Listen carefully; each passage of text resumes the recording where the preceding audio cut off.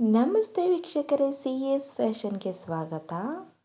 ರುಚಿಕರವಾಗಿರುವಂತಹ masala tea ಬೆಲ್ಲದ್ದು ತುಂಬ ಅಂದರೆ ತುಂಬ ರುಚಿಯಾಗಿರುತ್ತೆ. ಶೀತಕ್ಕೆಲ್ಲ ತುಂಬಾ ಒಳ್ಳೆಯದು ಮಸಾಲ ಟೀ. ಮಾಡುವ ವಿಧಾನ ನೋಡೋಣವಾ?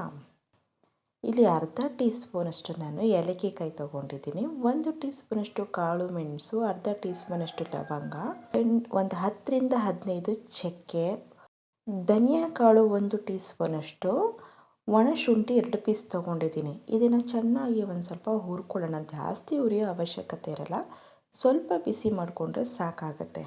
ಚೆನ್ನಾಗಿ ನೋಡಿ, ಅದರಲ್ಲಿ ತೇವಾಂಶ ಎಲ್ಲ ಹೋಗೋಷ್ಟು ನಾವು ಬಿಸಿ ಮಾಡ್ಕೋಬೇಕು. ಸ್ವಲ್ಪ ಚೆನ್ನಾಗಿ ಹುರಿದಾಗಿದೆ. ಇದನ್ನು ತಣ್ಣಗಾದ ನಂತರ ಒಂದು ಮಿಕ್ಸಿ ಜಾರ್ಗೆ ನೀಟಾಗಿ ಹಾಕ್ಕೊಳ್ಳೋಣ. ಮಿಕ್ಸಿ ಜಾರ್ಗೆ ಹಾಕ್ಕೊಂಡು ನೀಟಾಗಿ ಪೌಡರ್ ಮಾಡ್ಕೊಂಡಿದ್ದೀನಿ ನೋಡಿ. ಇದನ್ನು ಒಂದು 2 ಬಾಕ್ಸೆಲ್ಲ ಹಾಕಿಟ್ಕೋಬೋದು ನಾವು. ಆಗಿದೆ ಪೌಡರು. ಈಗ ಟೀಗೆ 1 ಲೋಟ ನಾನು ನೀರು ಹಾಕೋತಾ ಇದ್ದೀನಿ. ನೀರು ಚೆನ್ನಾಗಿ ಕಾದ ತಕ್ಷಣ ನಾನು 1 ಟೀ ಸ್ಪೂನಷ್ಟು ಟೀ ಸೊಪ್ಪು ಹಾಕ್ಕೊಂಡು ಒಂದು 5 ನಿಮಿಷ ಚೆನ್ನಾಗಿ ಬೇಯಿಸ್ಕೋಬೇಕು. ಇದನ್ನು ಟೀ ಸೊಪ್ಪನ್ನ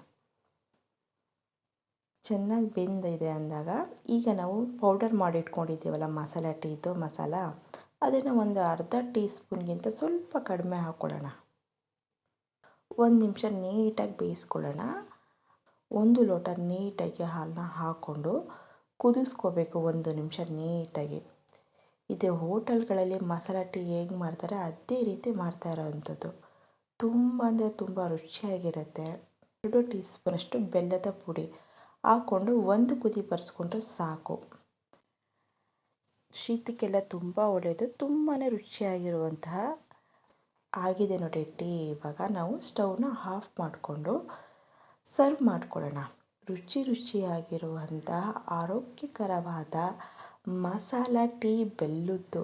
ಶೀತಕ್ಕೆಲ್ಲ ತುಂಬಾ ಒಳ್ಳೆಯದು. ಒಂದ್ಸಲ ಕುಡಿದ್ರೆ ಮತ್ತೆ ಮತ್ತೆ ಬೇಕು ಅನಿಸುತ್ತೆ, ಅಷ್ಟು ರುಚಿಯಾಗಿರುತ್ತೆ. ಈ ರೆಸಿಪಿ ಇಷ್ಟ ಆದಲ್ಲಿ ನಮ್ಮ ಚಾನಲ್ಗೊಂದು ಲೈಕ್ ಕೊಡಿ, ಶೇರ್ ಕೂಡ ಮಾಡಿ, ಬೆಲ್ ಐಕಾನ್ ಕೂಡ ಪ್ರೆಸ್ ಮಾಡಿ, ನಮ್ಮ ಚಾನಲ್ನ ಸಬ್ಸ್ಕ್ರೈಬ್ ಕೂಡ ಆಗಿ. Thank you for watching.